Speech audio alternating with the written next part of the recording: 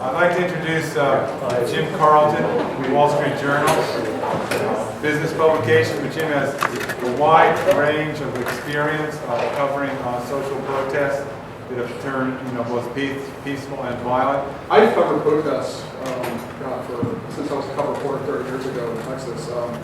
And obviously many things have changed. There was no social media, there were no cell phones. But the one thing that hasn't changed is I've always believed in going in and trying to get the story out. And this is where I want to talk about something we haven't talked about the last 2 days, which is the role of the black bloc and the anarchists. With their clothes that were black, the bandanas. I came back to San Francisco and then the anti-war protests. So this is like day one after Bush invaded Iraq. And San Francisco is like ground zero of biggest demonstration I've ever seen, even bigger than Seattle. It was like tens of thousands. And the goal was to shut down San Francisco. But it kind of got out of control, and I didn't have any protection. The tear gas cannons there, they shot when it landed near me. I started feeling the effects, and I didn't really know what to do. I kind of panicked, and I started running.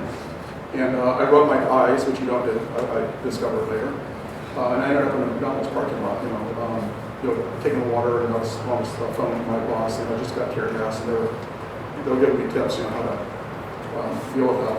And since then, I don't have a gas mask, but this kind of stuff is a little bit handy. Look at this.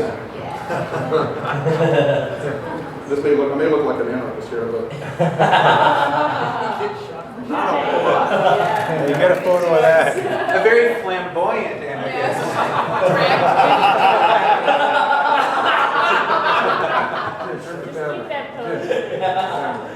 Wall Street Journal, man! The San Francisco police, we talk a lot about police brutality.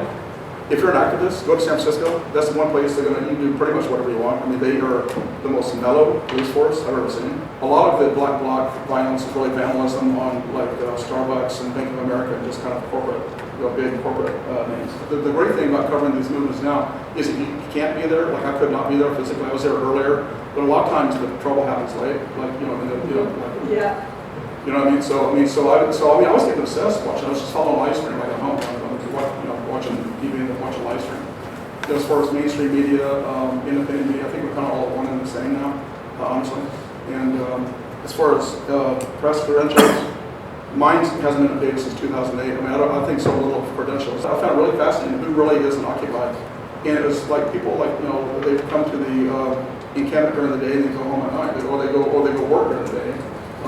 And then come to the camp at night. And so the General Assemblies, I would usually count on Twitter feed to see what's going on there. I didn't really write about everything I saw on Twitter, but it gave me a good feel for what was going on.